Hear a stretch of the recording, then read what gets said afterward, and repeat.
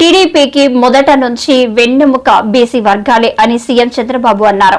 తనతో పాటు ప్రధాని మోడీ, డిప్యూటీ సీఎం పవన్ కళ్యాణ్ కలిసి వెనుకబడిన వర్గాలకి కృషి చేస్తామని చెప్పారు.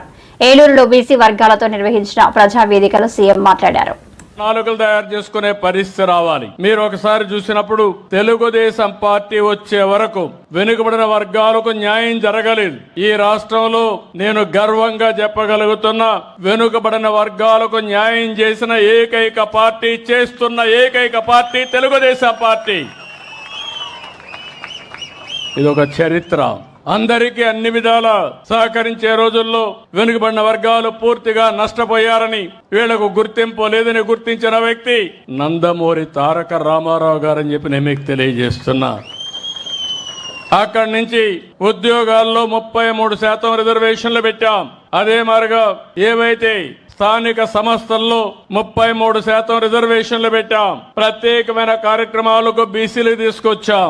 ఇలాంటి కార్యక్రమాలు మీరు చూస్తే అనేక కార్యక్రమాలు తీసుకొచ్చి ఇప్పుడు కూడా నేను చెప్తున్నా, తెలుగుదేశం పార్టీకి వెన్నెముక వెనుకబడిన వర్గాలు, అలాంటి వెన్నెముక అయినటువంటి వెనుకబడిన వర్గాల్ని పూర్తిగా ఆదరించే బాధ్యత తెలుగుదేశం ప్రభుత్వానిది, పార్టీది. ఈరోజు ఒక చరిత్ర ఎందుకంటున్నానంటే, ఒక సామాజిక సంస్కర్త, బడుగు బలహీన వర్గాల ఆరాధ్య దైవం మహాత్మా జ్యోతిరావు గోవిందరావు పూలే జయంతి చేసుకుంటున్నాం. చాలా మంది పుడతాం, చాలా మంది చనిపోతా ఉంటాం. చనిపోయిన తర్వాత చాలా మందిని మరిచిపోతాం. శాశ్వతంగా చరిత్రలో కొంతమంది మిగిలిపోతారు. ఈ రోజు చూస్తే ఏప్రిల్ 11, 1827 తారీఖున మహారాష్ట్రలో పూణేలో జన్మించినటువంటి పూలే గారు 2 ఏళ్లలో 200 సంవత్సరాలు జయంతి జరుపుకుంటాం. అంటే 200 సంవత్సరాల కంటే ముందు పుట్టిన వ్యక్తిని రోజు రోజుకు గుర్తు పెట్టుకుంటున్నామంటే, వాడవాడలో జయంతి ఉత్సవాలు చేస్తున్నామంటే అది ఆయన చేసిన త్యాగం, చూపించిన స్ఫూర్తి అని మరొకసారి మీ అందరికి విజ్ఞప్తి చేస్తున్నా. అందుకే మనిషి జీవితం అనేది శాశ్వతంగా సమాజం గుర్తుపెట్టుకునే విధంగా, మనకు తోచిన విధంగా మనం కూడా ముందుకు పోవాలి.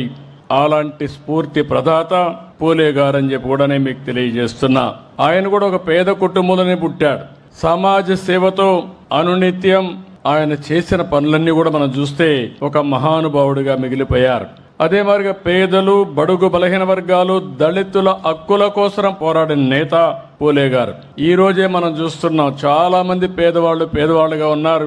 ఇప్పటికి కూడా వాళ్ళు గుర్తించి మనుషులు లేని సమస్యలో ఆడబిడ్డలు మిమ్మల్ని చదువుకోవడంలో ఇప్పుడు కూడా వెనకబడ్డున్నారు. మన రాష్ట్రంలో అయితే మొట్టమొదటిసారి మహిళలు చదువుకోవాలని ఆలోచించి మహిళా యూనివర్సిటీ పెట్టిన వ్యక్తి నందమూరి తారక రామారావు గారు. అలాంటిది శ్రీ విద్యకు మద్దతు లేని రోజుల్లో 1848లో తొలి మహిళా స్కూల్ పెట్టాడు. ఆ రోజుల్లో భార్యను చదివించి దేశంలోనే తొలి మహిళా అధ్యాపకురాలుగా చేసిన వ్యక్తి పూలే గారని చెప్పి కూడా నేను మీకు తెలియజేస్తున్నా. ఇప్పుడు కూడా మనకు ఆవిడెప్పుడు ఆదర్శం. సావిత్రిబాయి పూలే గారు తొలి మహిళా అధ్యాపకురాలు. ఇంకో పక్క కుల వ్యవస్థ ఇప్పటికి కూడా మనం అనుభవిస్తున్నాం. వివక్షత ఉంది. అందుకనే ఈరోజు ఎస్సీ ఎస్టీ అట్రాసిటీ యాక్ట్ వచ్చింది. రేపో ఎల్లుండో వెనుకబడిన వర్గాలను అవమానం చేయకుండా బీసీ ప్రొటెక్షన్ యాక్ట్ కూడా తీసుకొచ్చే బాధ్యత ఈ ప్రభుత్వం తీసుకుంటాం. బీసీల కోసం ఒక ప్రణాళిక తీసుకొచ్చాం, ఉప ప్రణాళిక తీసుకొచ్చాం. ఎస్సీలకు సబ్ ప్లాన్ ఉంది, ఎస్టీలకు సబ్ ప్లాన్ ఉంది. అదే మాదిరిగా బీసీలకు కూడా ఒక సబ్ ప్లాన్ తీసుకొచ్చి దగ్గర ఈ సంవత్సరం 48,000 కోట్ల రూపాయలు బీసీల సంక్షేమానికి ఖర్చు పెడతామని చెప్పి కూడా నేను మీకు తెలియజేస్తున్నా. ఇంకో పక్క ఆదరణ 1 తీసుకొచ్చాం. ఇప్పుడు ఆదరణ 1, 2 కూడా పూర్తి చేశాం. ఇప్పుడు ఆదరణ 3 కింద ప్రతి సంవత్సరం 1,000 కోట్ల రూపాయలు ఖర్చు పెట్టి ముందుకెళ్తాం.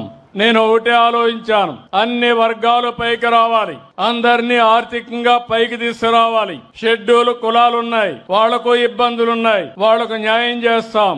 అదే మరి షెడ్యూల్ తెగలున్నారు, వీళ్ళు అడవుల్లో ఉంటారు, ఇంకా అనాగరికంగా చాలా బాధపడుతున్నారు, వాళ్ళ కోసం పనిచేస్తాం. మైనారిటీ సోదరమణులున్నారు, మైనారిటీలు కూడా ఆర్థికంగా వెనుకబడ్డారు. ముస్లింస్ లో చాలా మంది పేదవాళ్లు ఉన్నారు, వాళ్ళను కూడా గుర్తించి వారి అభివృద్ధి కోసం కూడా పనిచేస్తున్నాం. అదే సమయంలో వెనుకబడిన వర్గాలను చూస్తే ఈ రోజు మీరు కుల వృత్తులు పోయినాయి, చేతి వృత్తులు దెబ్బతింటున్నాయి. అందుకే నేను ఆలోచిస్తున్నా, మీ ఆదాయాన్ని పెంచడానికి ప్రత్యేకమైన కార్యక్రమాలకి శ్రీకారం చుట్టాం. స్వర్ణకారుల కోసం ప్రత్యేకమైన కార్పొరేషన్ ఏర్పాటు చేశాను. ఇంకో పక్క మీరు చూస్తే కల్లు గీత కార్మికులకి మద్యం షాపుల్లో 10% రిజర్వేషన్లు చేసి 50% వాళ్ళు ఫీజులు కట్టి తద్వారా వచ్చిన డబ్బులు వాళ్ళు ఖర్చు పెట్టుకునే విధంగా వాళ్ళకి ఎక్కువ ఆదాయం వచ్చే విధంగా ఏర్పాటు చేశాం. అదే మరి చేనేత కార్మికులకు మీరు చూస్తే ఏదైతే హ్యాండ్లూమ్ ఉంటే 200 యూనిట్లు కరెంటు ఉచితంగా ఇస్తున్నాం. పవర్ లూమ్స్ ఉంటే 500 యూనిట్ల కరెంటు ఉచితంగా ఇస్తున్నాం. ఇంకో పక్కన ఎవరైతే చేనేత బట్టలు నేస్తే జీఎస్టీ కూడా రాయితీ చేశాం. ఇవన్నిటికి కూడా 896 కోట్ల రూపాయలు సబ్సిడీకి కేటాయించాం. ఈ రోజు వెనుకబడిన వర్గాలు ఎవరన్నా ఇల్లు కట్టుకుంటే అదనంగా 50,000 రూపాయలు వాళ్ళకి సబ్సిడీ ఇస్తున్నాం అని చెప్పి కూడా నేను మీకు తెలియజేస్తున్నా.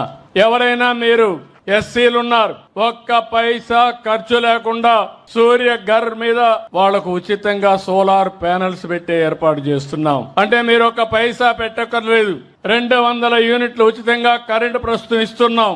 భవిష్యత్తులో 200 కరెంట్లు ఉత్పత్తి చేసుకోవడానికి, మీ ఇంటిపైనే కరెంటు తయారు చేసుకోవడానికి 2 కిలోవాట్ ఉత్పత్తి చేసే సామర్థ్యంతో సోలార్ ప్యానెల్స్ పెడతాం. ఇది మీరు వాడుకొని మిగిలితే గ్రిడ్కి ఇస్తే ₹2.09 మీకు డబ్బులు కూడా ఇప్పిస్తాం.